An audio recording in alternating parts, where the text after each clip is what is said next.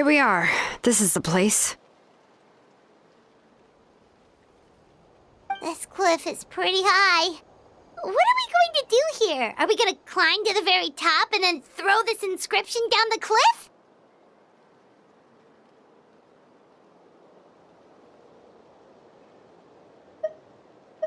I'm going to use phlogiston to make an engraving circle on the cliff wall.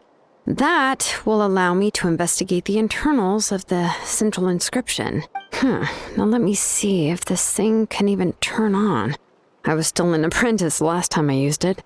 Before we attempt to engrave the inside pattern of an ancient name with phlogiston, we always use this to draw out the engraving diagram on a cliff or open ground. Only after we've confirmed that phlogiston can flow properly through the internal engravings can we start formally working on the small internal engravings of the ancient name. If we want to dismantle the central inscription in a non-destructive manner, we'll have to use this thing. I really don't want to engrave such a large diagram with my bare hands. Oh, so you'll be able to see what it looks like on the inside without ruining Tlasoli's inscription? For the most part. If it were just an ordinary unfinished ancient name piece, I'd just take it apart and pour phlogiston into the internal engravings to see everything. But since it's a central inscription, it would be better not to destroy the blessing that Auntie has prepared for Nichka. So, Shilonen, does this central inscription fall under the 20% you understand about ancient names, or the other 80% you don't understand? Oh, don't worry. As I said, Auntie and I share an understanding of the most important principle, which is names are intrinsically valuable. Only by having names can things be sorted and categorized. They allow the world to become more orderly and identifiable. For example, when I order ore, I would usually say I need volcanic crystals of about 35% purity and no more than 3% of impurities. Without specific names, I would only be able to go to the ore merchant and say, I want this and this. No, this isn't it. That one. No, not that one either. Yeah, you see what I mean? Names are a crucial part of how we standardize our workflow. Without names, the work would be impossible. Yes, because forging ancient names is first and foremost a technical job. There's no debating that.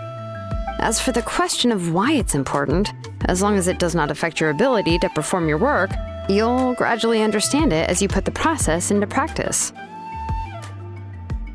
After all, creating an ancient name is quite the complicated process. Well, let me break it down even further. We're not in the tribe right now anyway. Essentially, by forging ancient names, I'm assigning nicknames to the heroes in Outland's history. Giving someone a name is a subjective expression. You just need to express your hopes and wishes for them. But giving someone a nickname is a much more objective expression. To come up with a fitting and accurate nickname requires much thought and observation. If ancient names or nicknames aren't descriptive enough, no one will remember them. So the best I can do is gather all the information I could and try to come up with the most fitting nicknames possible. Even a minor mistake in the process could cause people to misunderstand the nickname. For a name engraver such as myself, such mistakes would be considered a major blunder.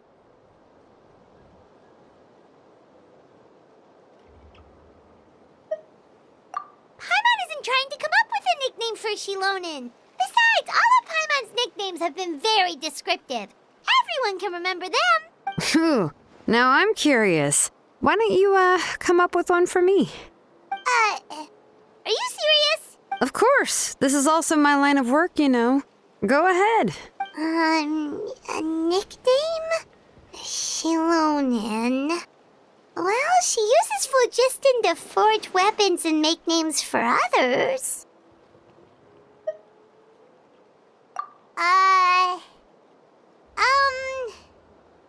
Smith? Yeah, not bad, and quite fitting too. I'll remember it.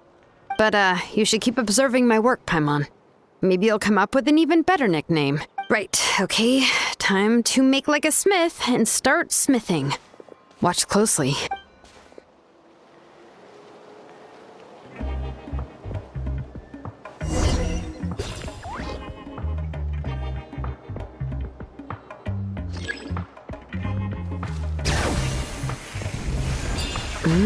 Adjust the inclination by 2 degrees. Stop.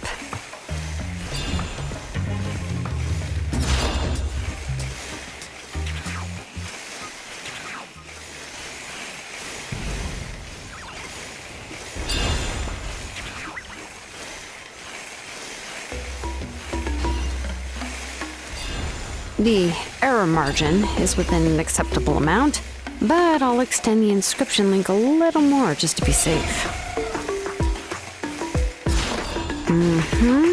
I'll leave some space here. When the linked engravings are activated, the inscriptions here will overlap with each other. There! That should complete the flow.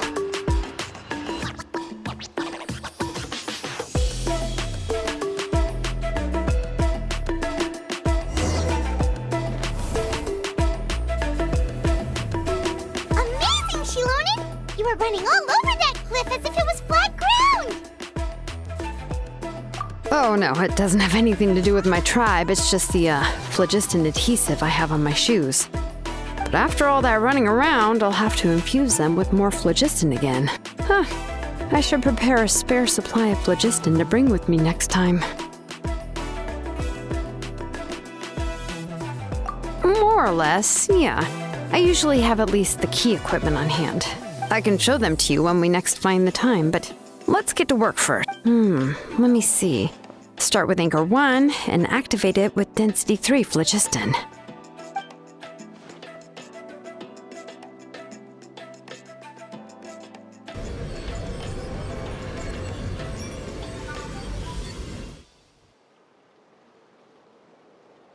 Whoa! A super huge diagram just appeared! Tlasoli's central inscription is even floating!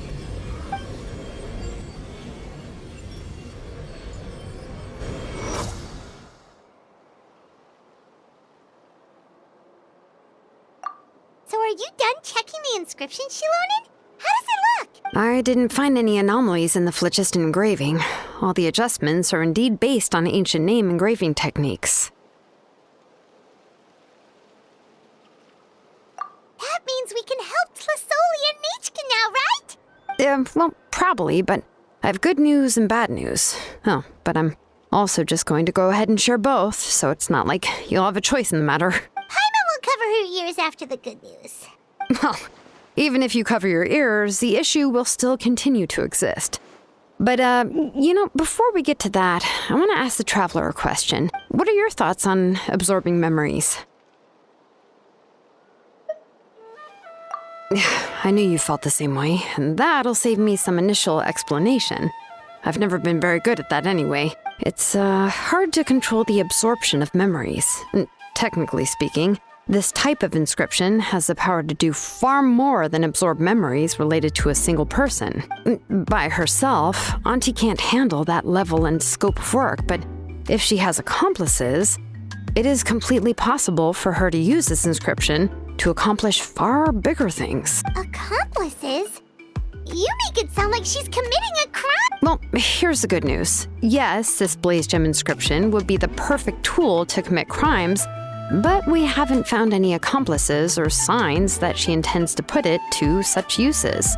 From a purely objective standpoint, we can consider that possibility as yet to be confirmed for now.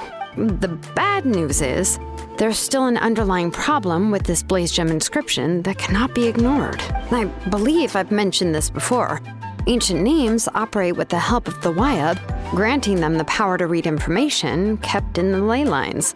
In this process, the Wyab actually function like relays, helping the ancient name bearer sense the information from within the ley lines. If you remove the Wyab from the process and don't use any tools, then finding a specific story is akin to trying to scoop up a specific grain of sand from a rushing river.